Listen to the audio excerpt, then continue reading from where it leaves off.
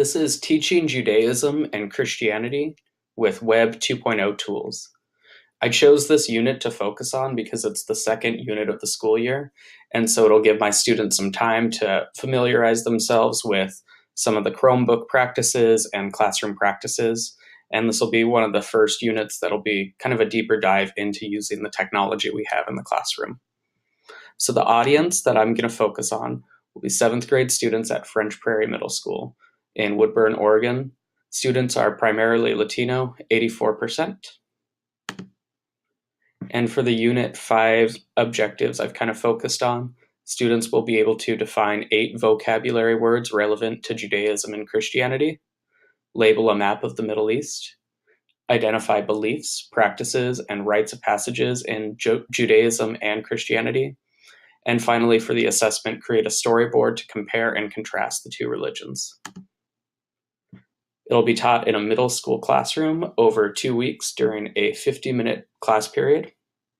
And so the first lesson would be vocabulary. So on the left-hand side, I have the vocab words and then the tools that will be used. Google Slides is the first tool that'll be used. And so I've created an additional Google Slide presentation here, where students will be able to see both vocab words and definitions, as well as a picture that represents each of these vocab words. And so this slide presentation would be used kind of to prime students about these vocab words, as well as for them to take notes either digitally or paper pencil to kind of familiarize themselves some more with these words. Then to review these words, I've created a Kahoot. Students would be able to use Kahoot in order to review for a quiz, as well as to give myself an opportunity to see how they're doing with these words. And then finally, an assessment that would happen later on in this unit would be on Google Forms, where students would then have to match definitions to words. So this wouldn't be a ton of points in the gradebook, but more just an opportunity for students to demonstrate that they did in fact learn the words that they were focused on during this unit. So the justification for each of these tools, again, students are familiar with Google Slides, and so it would allow them to focus on the content of the vocab. In my experience, students have really enjoyed using Kahoot, and so I always like using it not as an assessment, but more as an opportunity to kind of prepare for an assessment in a low-stakes environment. And then with Google Forms, I've created an opportunity for students to automatically receive feedback once they've submitted it, because for this instance, it's all multiple choice. And so students appreciate that that quick feedback to know how they did. The second lesson would focus on geography. So students would focus on labeling a map of the Middle East, as well as some critical thinking questions related to climate, resources, and trading. They would be using the AWW app, this online whiteboard. And so within that, students would be able to use it to draw and label this map, and then also answer these questions. What I like about this too is that I can share this with students individually or in groups. And so I could have students work collaboratively on this whiteboard together. And so the justification, this app would allow them to work online. In the past, I've done a lot of my map activities, paper pencil, and it can be a pain sometimes for students to get colored pencils, crayons, markers out. Often there aren't enough supplies to go around, and so students are going to have to take turns, and it's really hard for them to work collaboratively on a map when they're doing so paper pencil. So this app would allow them not only to collaborate, but it would make it easier for them to label said map.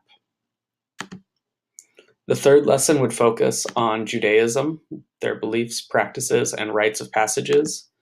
This would accompany a textbook reading using guided notes. So I've created a Google Doc that has fill-in-the-blank guided notes for students as we read from the text.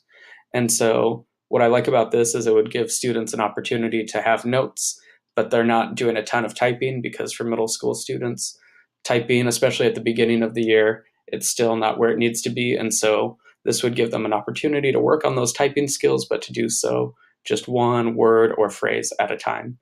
I also like that they wouldn't be able to lose these notes because with Google Docs, they would have a copy that they would get to keep. And so this would help them later on when they are assessed on this unit. Oops.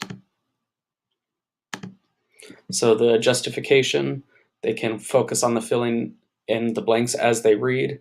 It'll keep them engaged with the text, and it'll have them provide them with a time to practice typing skills in a low stakes environment.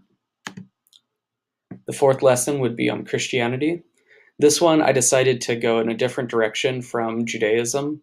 It's still going to cover parts of the textbook, the same sections, but instead of having students read the textbook, I decided to kind of create a summary, or I found a summary rather, of the textbook, kind of a shorter version. And so students, instead of reading a whole chapter, would read these condensed sections on rites and passages and basic beliefs. So as students read these, I would have them highlight, have them make comments off to the side, interact with the text somehow. And so then they would have, again, guided notes on Judaism as well as a digital copy of the basic beliefs of Christianity.